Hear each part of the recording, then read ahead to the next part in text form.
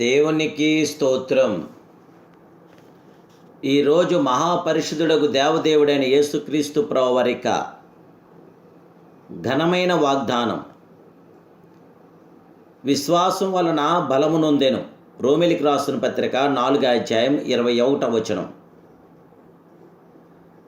ప్రియా మహాపరిశుద్ధుడు, మహోన్నతుడు, సర్వోన్నతుడు, సర్వాధికారి అయిన దేవదేవుని బిడ్డలారా, ప్రభువైన యేసుక్రీస్తు ఘనమైన నామములో మీ అందరికీ నా హృదయపూర్వకమైన శుభాభివందనాలు ఈ ఉదయకాల సమయంలో ప్రభు పేరట మీకు తెలియపరుస్తున్నాను.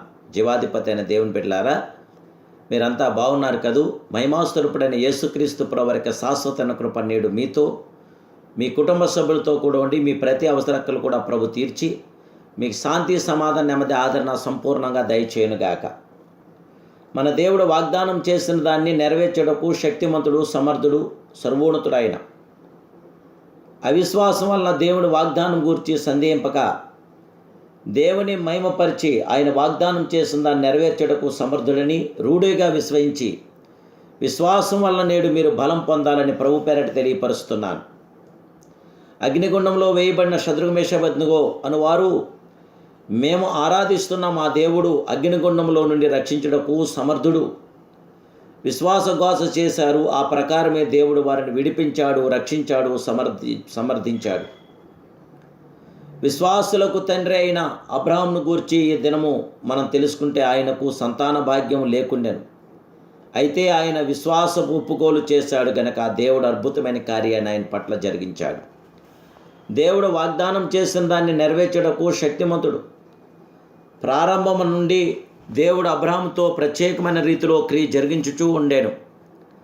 ఆయన సంతానం లేని స్థితిని బట్టి ఆవేదన వ్యక్తం చేశాడు. తన పెదదాసుడైన ఎలియాజరు ఇంటి ఆస్తికర్తగా ఉన్నాడని తెలిసి చెప్పినప్పుడు దేవుడు ఇట్లనెను, ఇతడు నీకు వారసుడు కాడు, నీ గర్భవాసను పుట్టబోచున్నవాడు నీకు వారసుడగునని చెప్పాను.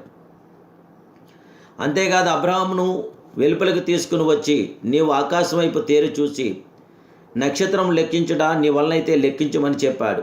నీ సంతానం అలాగవునని చెప్పాను. అబ్రహాము యెహోవాను నమ్మెను, అది ఆయనకు నీతిగా ఎంచబడెను. ఆయనను దేవుడు సెలవిచ్చిన వెంటనే కార్యములు సమకూడి జరగలేదు. అంతలో సారా ఆతురపడి దాసియగు హాగారును చేర్చుకొనవలసిందిగా చెప్పాను. భార్య మాట ఆలకించిన అబ్రహాము అలాగు చేయగా ఇస్మాయేలు పుట్టాను.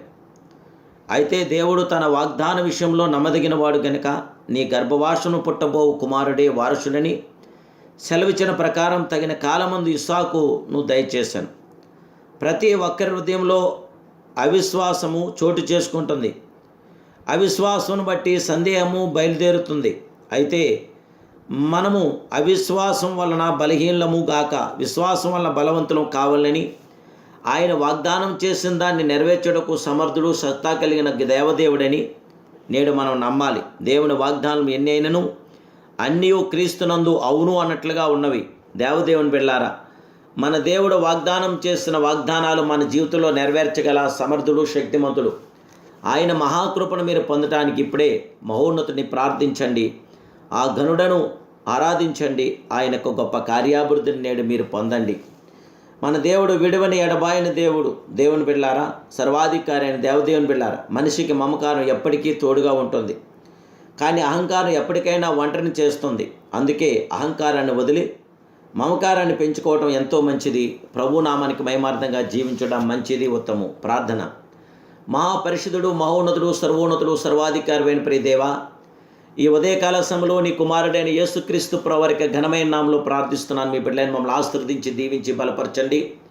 మీ ప్రసన్నత, మీ పరిపూర్ణత, మీ తేజస్సు, మీ జీవం మీ బిడ్డలను మాకు దయచేసి మమ్మల్ని ఆశీర్వాదాల కారకులుగా చేసి విజయవంతన ప్రతి ద్వారాలు మాకు తెరిచి సాధుని కీడును మమ్మల్ని తప్పించి రక్షించి మాకు జయ విజయం దయచేసి వాగ్దానం చేస్తే నీవు నమ్మదగిన వాడు గనక, ఎంతైనా నమ్మదగిన వాడు గనక మీ మహోన్నతమైన కార్యం, సర్వోన్నతమైన కార్యం జరిగించి మీ బిడ్డలైన మమ్మల్ని అందరినీ ఆశీర్వదించి దీవించి సాధుని కీడు తప్పించి రక్షించమని యేసుక్రీస్తు ఘనమైన నామములో ప్రార్థిస్తున్నాను ప్రియ పరమ తండ్రి.